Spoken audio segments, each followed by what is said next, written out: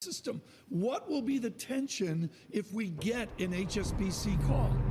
Well, look, I'd love to create more drama around that, but we are in a low vol world. I think the time we drop out of the low vol world and suddenly spike higher is when every sell-side bank writes a report to say we're in a low vol world. Maybe we're getting there.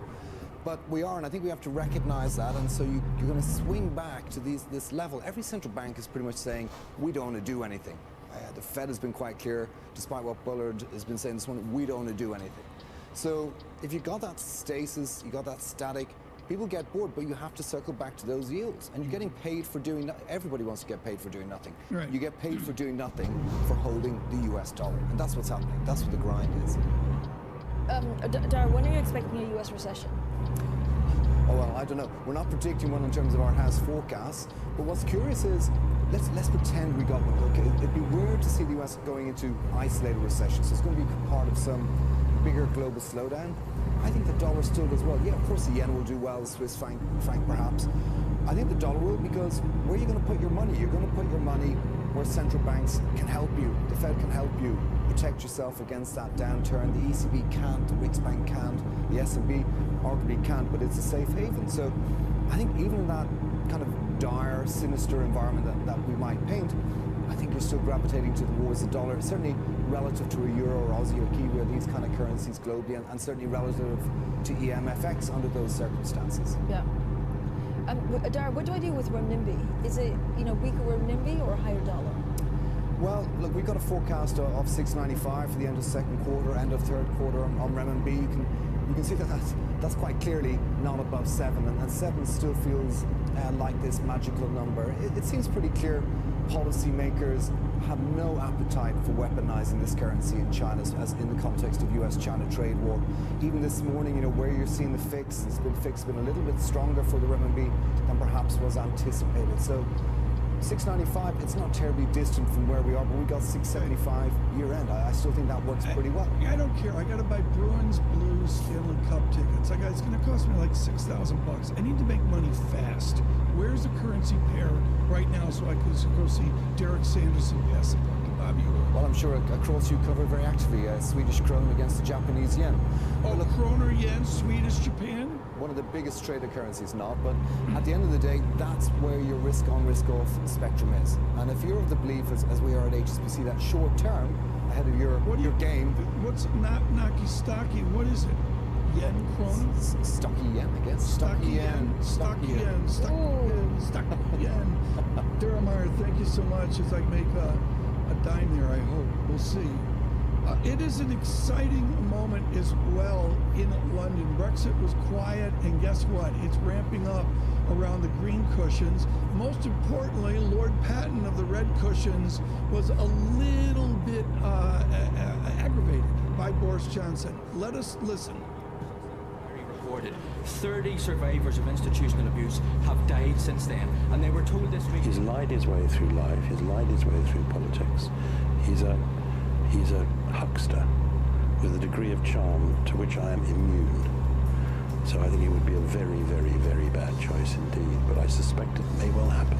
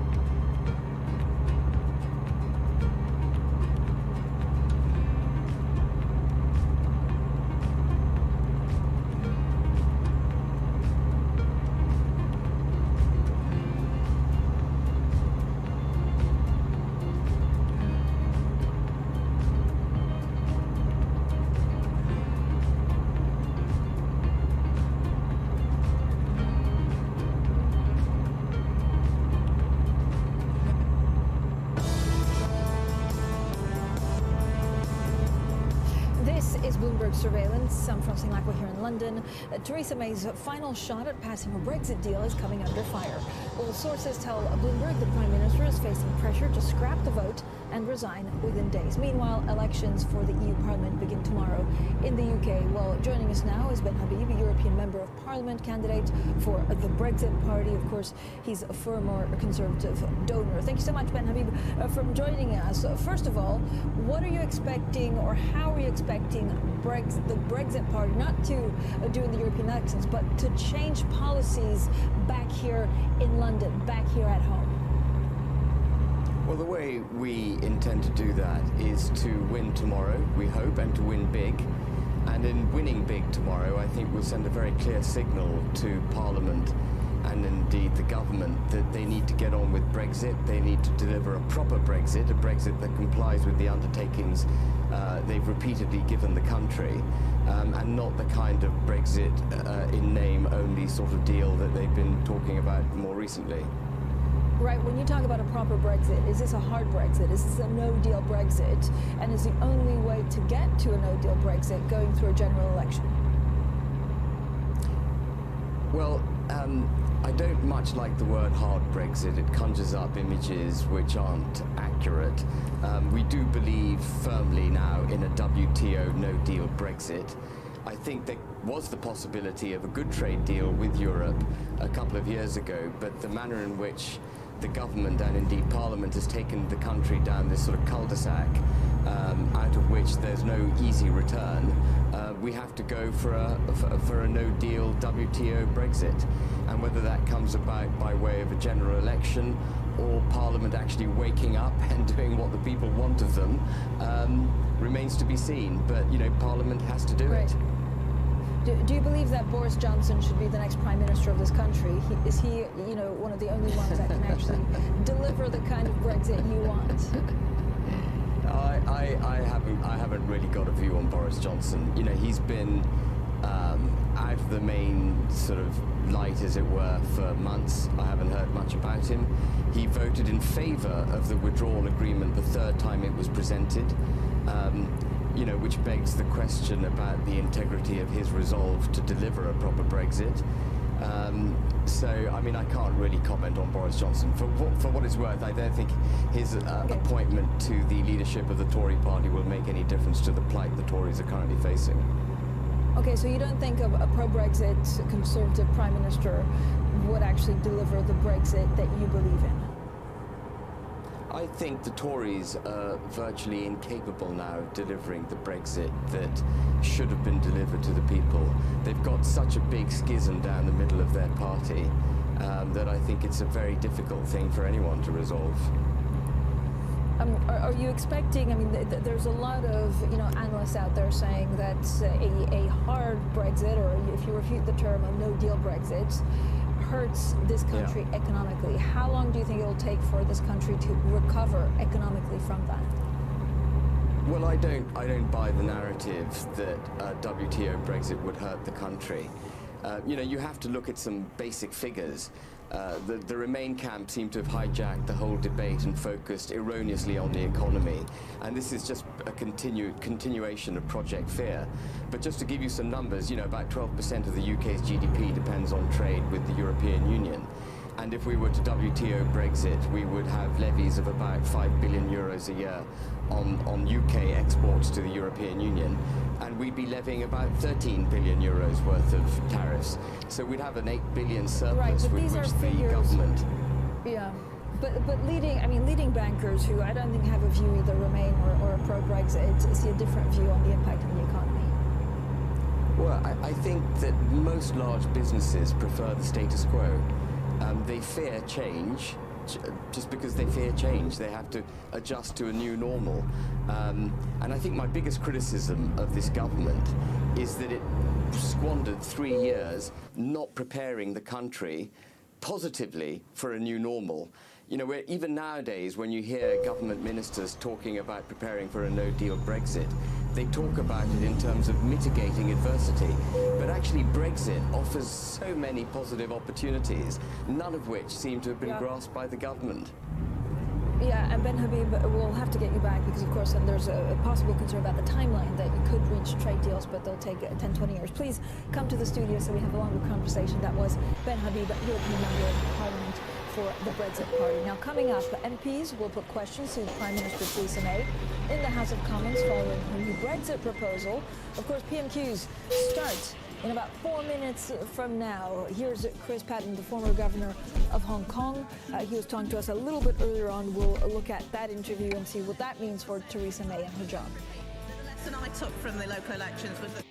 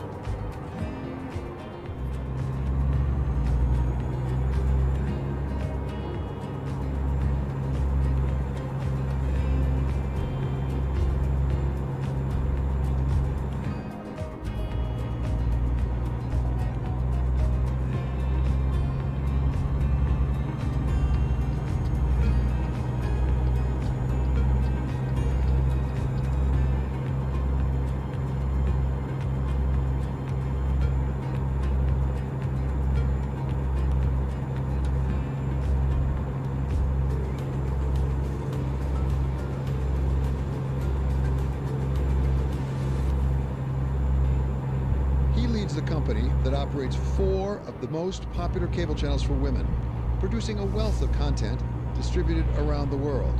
After helping to create MSNBC and CNBC, David Zaslav took the helm at Discovery in 2007, where he moved quickly to streamline the company and relaunch channels so he could take it public, all within the span of a year. Since then, Discovery's market cap has quadrupled. And now, Discovery is coming to terms with a new world, one where viewers increasingly turn to streaming services for their programming and are moving away from Discovery's core business of traditional cable channels, leading Zaslav to make the biggest deal of his life, betting once again on content. On this edition of Bloomberg Big Decisions, David Zaslav. David Zaslav, thank you for joining us. Great to have you. Great to see you. So you've just completed the biggest deal of your career, $12 billion for Scripps. Why did you do it? Well, it's interesting. There's a financial reason, and there's also a strategic drive that we think are really good for us. Here, we're in the cable and free-to-air business. Scripps is in the cable and free-to-air business. And And so we both do the same thing. It's what we do for a living. It's what we know how to do. It's what we do every day when we come to work. And so we feel that we're quite comfortable in putting these two companies together. And the synergy gives us the opportunity to, we think, have a target of doubling our free cash flow.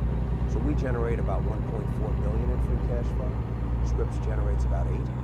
And we think we can get to 2, 8, or 3 through revenue synergies by coming up with a lot of cost synergy, mostly cost synergy.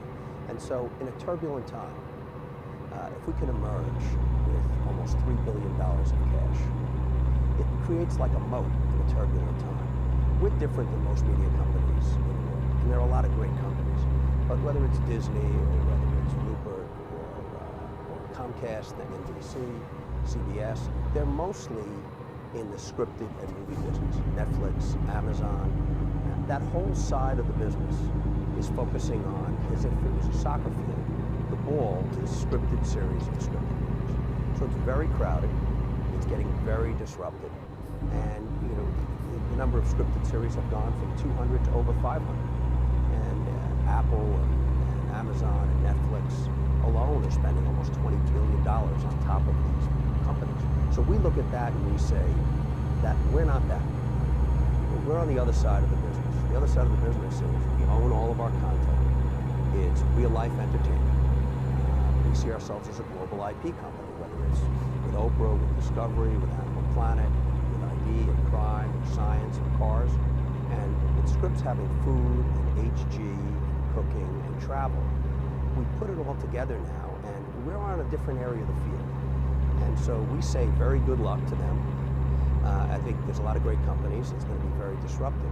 And our game is to take those great brands around the world, and as people over the next few years look to pull content onto devices and phones, we think the functional value of food, home, cooking, science, cars, that we'll do better, or we have a chance to do better than if we were, if somebody was going to pay to watch The Crown on a mobile phone. So a lot of it is about owning IP and figuring out a way to get to mobile where people will pull your content.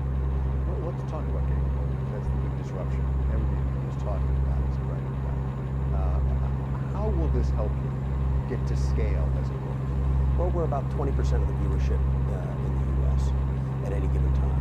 And we have 4 of the top 6 or 7 cable channels for women with HG, Food, ID, TLC, and then we have OWN, that's #1 for African American women. So I think we have a great menu to offer to an advertiser. Discovery is in 220 countries. We have an average of 10 channels in every country in the world. So we're kind of a factory machine of driving IP all around the world. And so we could do what very few media companies could do. We could do a global offering of food. We could do a global offering of all of our content. In this new world of streaming, will viewers be watching for platforms like HGTV or Discovery, or are they looking for programs like The Crown, like Game of Thrones? Well, it's hard to tell behaviorally exactly what people are going to do.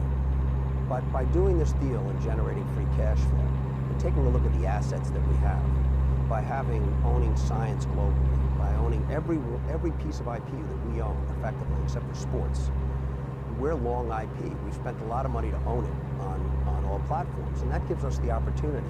If Amazon said, I'd like to do an offering globally, the only other media company that could do that would be Disney, and it would be in the kids space. And so we would raise our hand and say, terrific, we have a great family offering.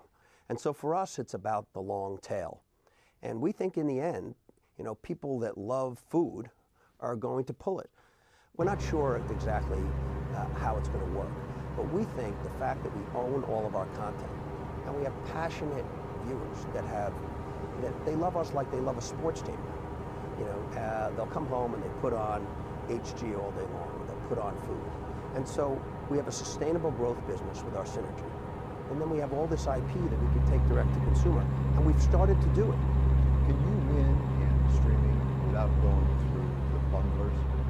Do you have to be on Hulu? Do you have to be on YouTube? Or can you do it directly? Is your product strong enough? We don't know. Everywhere else in the world, we're on almost every skinny bundle. Here in the U.S., we're in most of them. We're not on Hulu, we're not on YouTube, but we're on most of the others. And people love our channels. And so, one, we think that over time we'll get on those skinny models. We hope to. We'd like to partner with our distributors because they helped us build our business. And in many cases we are partnering with AT&T on DirecTV Now. We partner with Brian on Comcast on his offerings, with Charter. So that's the best way to do it, kind of regionally. But there is an opportunity for us to go direct to consumer ourselves, which we're already doing in a number of areas, in cars and in sports. But we could also go to those big companies. If you take a look at what NBC, ABC, CBS, and Fox spent 3 years ago, and how much is being spent by Amazon, Netflix, Apple, and Google, you know, there's a massive amount of share shift that's going on there. And these are real global companies, the likes of which we've never seen before. So if any one of those companies wanted to offer for $5.99 a very compelling family-friendly service, you know, we would either be most of it, we would argue we'd like to be most of it, or we could be all of it and see how it goes. Because anywhere you go in the world and you say Discovery or Animal Planet or ID, or Oprah, people know our brands and they value them. How will you make that decision about whether you go direct to consumer or you go through middlemen, essentially? How do you make that decision as CEO?